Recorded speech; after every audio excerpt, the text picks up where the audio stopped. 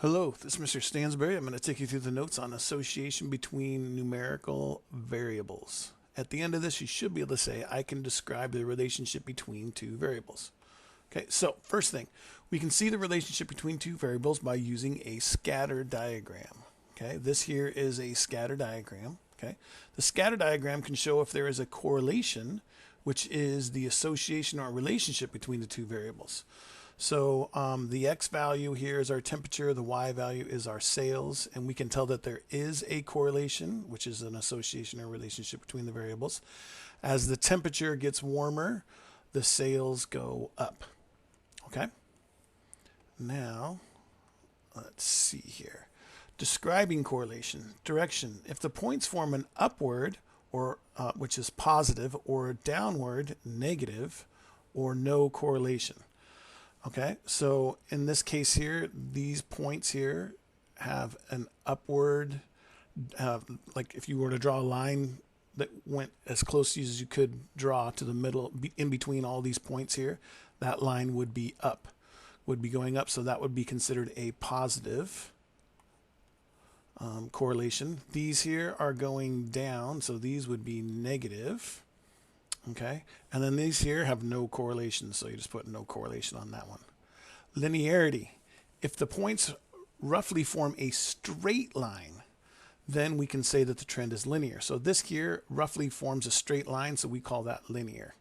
Even though this does follow a line here, since that line is curved, this is considered to be not linear.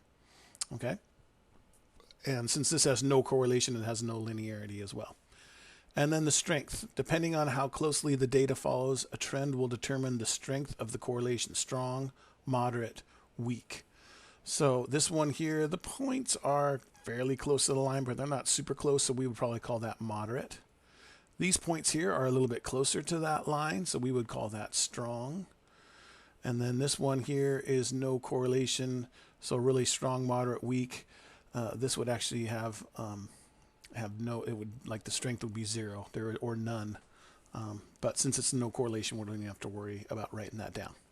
Okay, so that's correlation. Direction, up, down, or none. Linearity, is it make a straight line or not? And then strength, how closely do these dots follow the line that you were able to put in there, whether it's curved or straight. Okay. Causality. When one variable has an impact on the other variable, we call this a causal relationship. The independent variable, which is usually the x, explains the dependent variable, which is usually the y.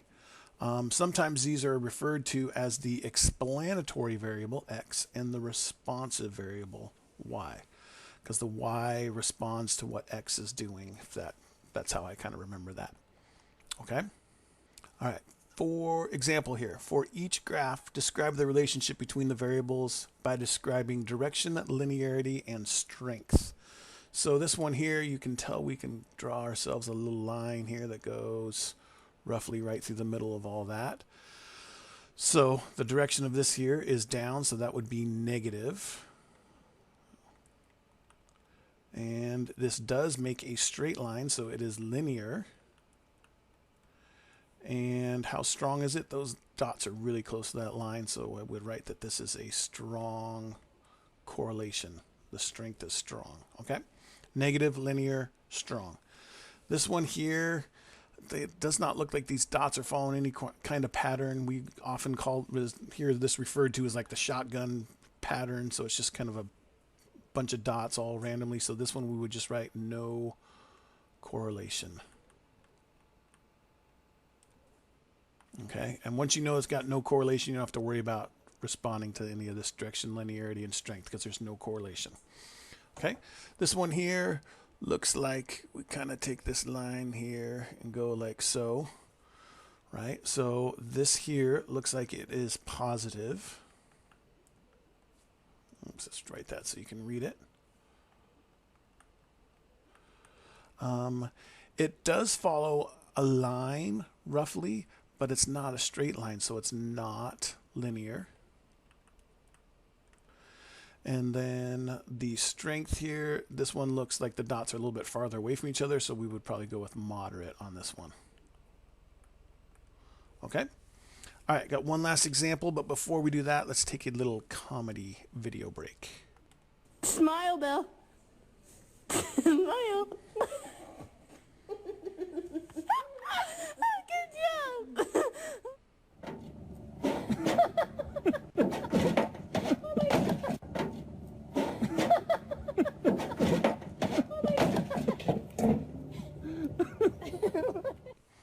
All right.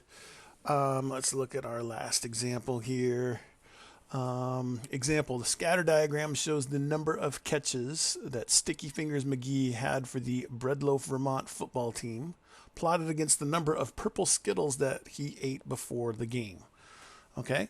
Describe the correlation between the variables. So if you look, we can kind of make ourselves, it looks like we could probably make ourselves a straight line that roughly goes through the middle of all that there. So we want to remember the three things. So first off, it is positive because it's going up.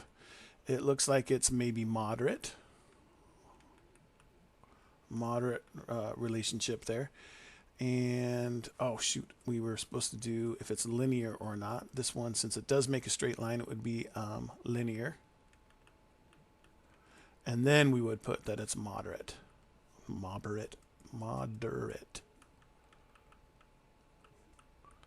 Okay. Now, if you'll notice here, that here is an outlier.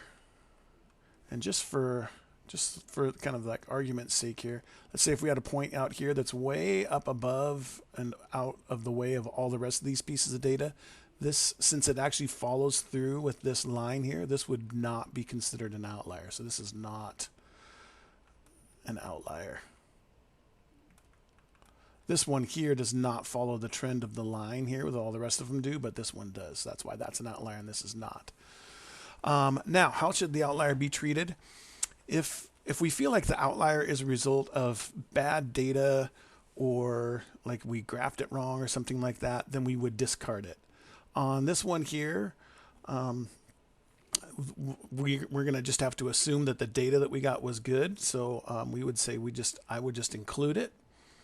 And so I would just include that because, again, the number of purple Skittles that they eat and the number of catches probably is not truly related too much, although it does show that it is a bit here. So since if you feel like it's an error, we discard it. If you feel like it's not an error, we keep it. Okay, so we would just keep it, but we also will keep our straight line of data here. We're going to expect that most of them are going to follow this line here instead of this random stuff out there.